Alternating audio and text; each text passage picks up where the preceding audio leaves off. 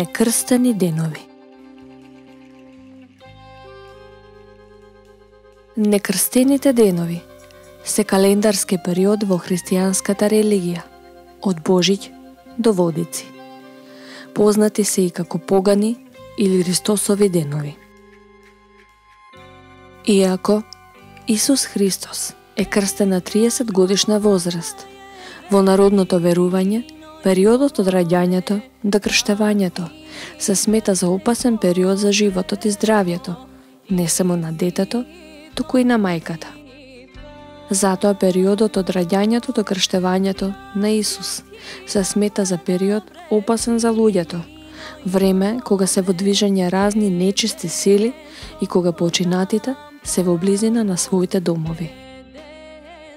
Тие денови се одликуваат со религиозен страв и разни магиски заштити. Заради заштита не се работат некои потешки работи, а се изведуваат разни дејства за бркање на демоните и болестите, како што се бабарските и русалиските обичаи за пример. Со крштевањето, односно осветувањето на водата на Водици, се верува дека се парализирани нивните активности. Очигледно е дека се работи за предхристијански обичаи и верувања. Како мерки на заштита во овој период не се работат некои потешки работи.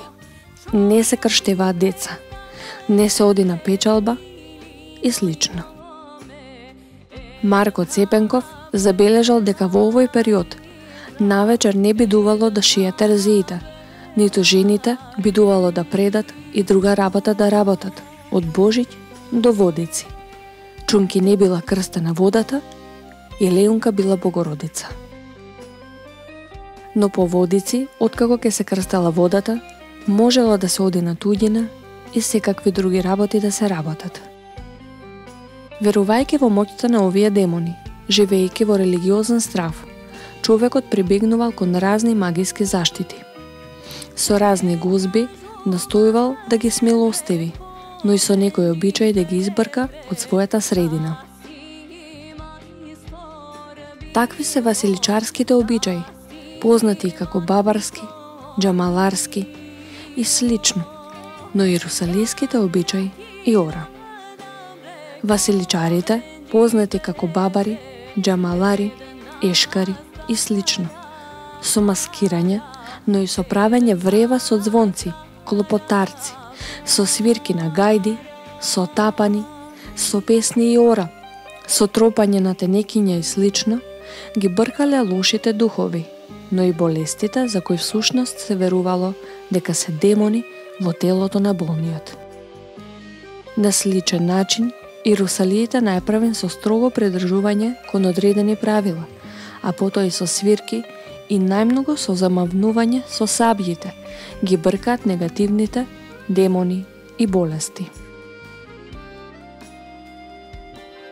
Затоа, русалиите играјќи ги русалиските ора, замавнуваат со сабјите низ воздухот, се затрчуваат кон некој болен и замавнуваат со сабјите кон него. Затоа болно дете држат во рацете додека играат и слично. Припадниците на овие русалиски дружини со задоволство биле примани во секој дом и биле дарувани со разни подароци, како граф, месо, вино, волна и друго. А подароците никогаш не ги земале за себе, туку со јавно надавање ги претворале во пари и ги дарувале за изградба на црква, училиште, пат и слично.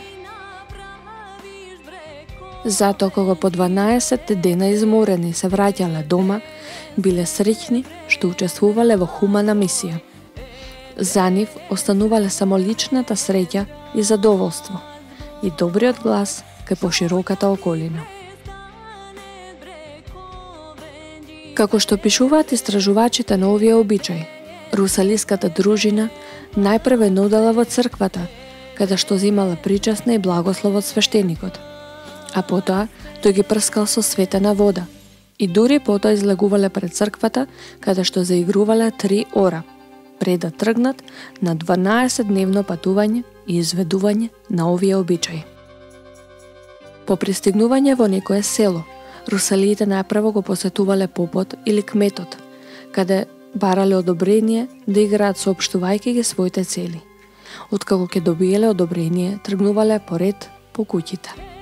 Се верувало дека секоја куќа во која што ќе играат русалиите ќе биде заштитена од болест, ќе има среќна година и богат берекет.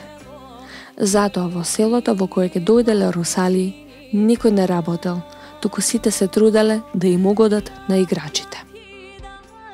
Ако некои играчи биле заморени од повеќедневното континуирано играње, се јавувале некои лица од селото, кои ги заменувале без надомест. Над секоја врата зарежувале крст, а ако во куќата имало болен, тројца играчи се затрчувале кон неговата постела, замавнувале со сабиите вкрстувајќи ги и верувале дека со тоа ја плашат и ја бркаат болеста. Ако пак имало болно дете, го земале во рацете и играле со него, исто така верувајќи дека од тоа болеста ќе го напушти. Затоа биле богато дарувани. Ако русалиската дружина подолго време се задржала во селото, тука останувала и на спиење, а за секоја куќа се сметало за голема чест да прими на конак еден или двајца русалии. Се внимавало да не се сретнат две русалиски дружини. Во такви случаи, требало едната дружина да ја признае надмоќ на другата и да помине под сабиите на играчите од посилната дружина. Бидејќи никој не сакал да покаже слабост, доаѓало до тепачки со смртни последици, а загинатите ги погребувале на самото место на настаните, поради што многу топоними се познати како русалиски гробишта. Стефан Верковиќ, запишувајќи дека да се сретнат една чета со друга, се истепуваат. Оште суштествуваат до денеска гробишта по патишта и друмове, што се велат русалицки.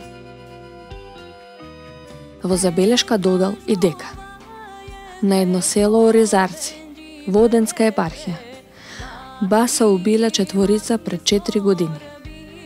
Од овие причини, како што запишал Шапкарев, секој учесник во овие обичаи пред да тргне, се простувал со домашните и со сите роднини со прегрнување и бакнежи, како да оди на војна, зашто не се знаело дали назад ќе се врати жив и здрав. Во поново време, ваквите средби се решавале со договор. Помалобројната чета минувала под сабиите на помногу бројната и на тој начин не се сметала за навредена, а инцидентите се избегнувале. Членовите на една русалиска дружина се придржувале кон повеќе строги правила.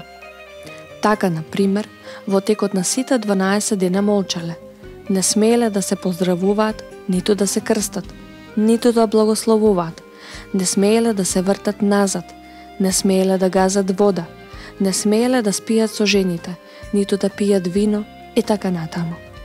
Русалиите не влегувале во куќа во која знаеле дека има леунка, а и самата леунка кога ќе ги видела, бегала и се криела, сметајки се уште за нечиста. Русалиите ги завршувале своите игри еден ден пред водици, на нејатка или водокрст, во очи на богојавление. Враќајќи се во селото, прво оделе во црквата, каде што свештеникот пеел молитва. Се верувало дека оној русалија, кој по 12 дена играње нема ваква молитва, ке полуди. Оваа молитва се изведувала по строги правила и над секој играч посебно. Во црквата влегувале со сабиите нагоре, а излегувале по молитвата, откако ке бакнале икона и ке биле попрскани со светена вода, и со сабиите свртени со врвот надолу, како поклон и прифаќање на новата вера. По овој чин, како вистински христијани се крстат, држат свеќи во рацете и бакнуваат икони.